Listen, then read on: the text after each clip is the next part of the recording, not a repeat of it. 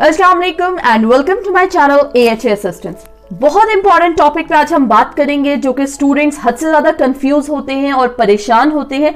अक्सर ऐसा होता है कि स्टूडेंट्स के रिजल्ट जब आते हैं तो उस पर 50 या 60 मार्क्स लिखे होते हैं। अब 50 या 60 मार्क्स ओवरऑल देखा जाए तो वो पासिंग मार्क्स है, लेकिन उसके बावजूद उनका RE या ARE क्यों लिखा आता है। अब RE का मतलब है रीअपेयर इन एग्जाम और ARE का मतलब है अगेन रीअपेयर इन एग्जाम्स। आखिर ये क्यों लिखाता है, दोबारा से क्यों एग्जाम्स देने होंगे, क्यों पेपर्स देने होंगे जबकि 50 या 60 मार्क्स हैं या उससे ज्यादा मार्क्स हैं। तो इस सिचुएशन में स्टूडेंट्स बहुत ज्यादा कंफ्यूज हो जाते हैं कि उस सब्जेक्ट का पेपर आखिर क्यों देना होगा। इसका रीजन ये है कि आप असाइनमेंट्स में तो पास है लेकिन आप पेपर में पास नहीं। इलामा इकबाल ओपन यूनिवर्सिटी के दो कंपोनेंट्स बहुत इंपॉर्टेंट होते हैं, एक असाइनमेंट और एक पेपर। पेपर और असाइनमेंट में दोनों में अलग अलग आपको पास होना जरूरी है, क्योंकि जो कॉन्फ्लेटेड मार्क्स होते हैं आपके रिजल्ट में वही लगते हैं। आपको जो रिजल्ट दिखा जाता है आपका CMS पे या आप ओवरऑल जो रिजल्ट देख रहे होते हैं वो कॉन्फ्लेटेड मार्क्स होते हैं जिसमें असाइनमेंट के और पेपर के दोनों के मार्क्स शामिल हैं। अगर 50 या 60 से ज्यादा आपके नंबर्स हैं और उसके बावजूद आपका RE या ARE लिखा हुआ है तो इसका सिंपली मकसद ये है कि आप असाइनमेंट्स में तो पास हैं लेकिन पेपर में आपने पासिंग नंबर से कम हासिल किए हैं। अब मैं आपको बताती हूं कि आप अपने किस तरह से कैलकुलेट कर सकते हैं कि एक्चुअली आपने अपने पेपर में कितने मार्क्स लिए हैं और असाइनमेंट्स में कितने मार्क्स लिए हैं।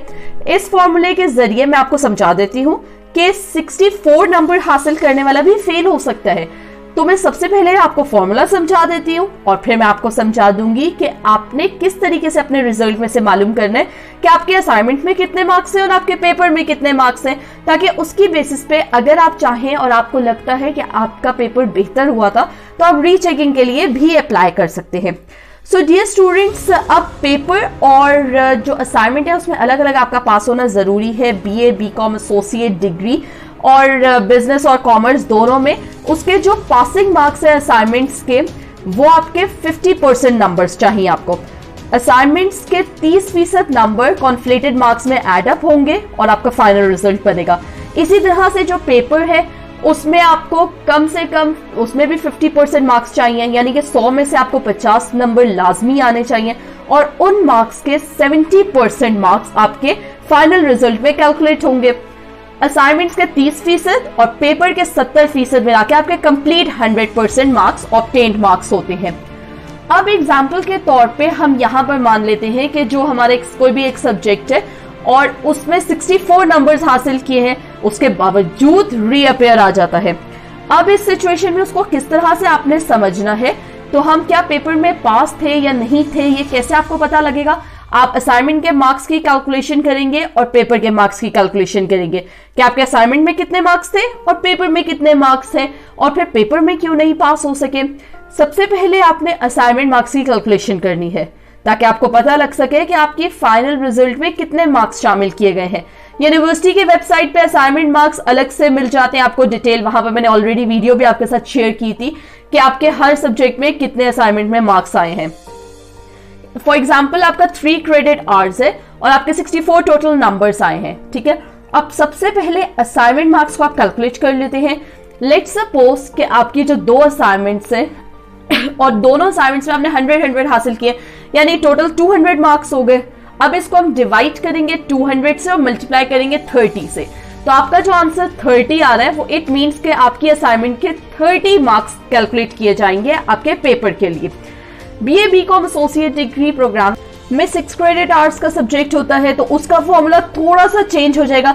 तमाम असाइनमेंट्स के जो मार्क्स होंगे वो आप 400 से डिवाइड करेंगे और फिर मल्टीप्लाई कर लेंगे। इस तरह से आपका ये फॉर्मूला चेंज हो जाएगा। इसी तरह से जो आपके असाइनमेंट्स में मार्क्स आए हैं वो फॉर एग्जाम्पल 30 आए हैं। अब पेपर में से जो आपके 64 मार्क्स आए उसमें से 30 आप निकाल ले तो 34 मार्क्स आ जाते हैं। ये 34 मार्क्स आपके पेपर के 70% मार्क्स हैं। अब कैसे आपको पता लगेगा कि ओरिजिनली आपने पेपर में मार्क्स कितने लिए हैं। आप इसको फुली इसके 100% निकालेंगे, एक्चुअल नंबर नहीं है ये। तो इस तरह से आप पेपर के कैसे नंबर हासिल करना निकालेंगे, वो आप 34 को मल्टीप्लाई करेंगे 100 से और फिर डिवाइड करेंगे 70 से, तो आपका आंसर आ जाएगा 48.57 अप्रोक्सीमेटली 49। इसका मतलब ये कि आपने 48 to 49 मार्क्स अपने पेपर में हासिल किए, यानी कि 50 से कम।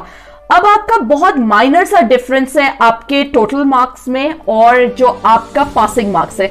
तो अगर आपको लगता है कि अगर आप पेपर रीचेकिंग के लिए अप्लाई करते हैं तो आपके 1 से 2 नंबर्स बढ़ सकते हैं और अगेन आप एग्जाम्स देने से बच सकते हैं, तो लाजमी आप अप्लाई करें पेपर रीचेकिंग के लिए। उसका क्या तरीका है, किस तरीके से अप्लाई करेंगे, वो कंप्लीट डिटेल्स इंशाल्लाह मैं अपनी वीडियो में आपके साथ शेयर कर दूंगी, ताकि आपको नेक्स्ट सेमेस्टर क्या वेट ना करना पड़े और ये पेपर आपको दोबारा ना देना पड़े।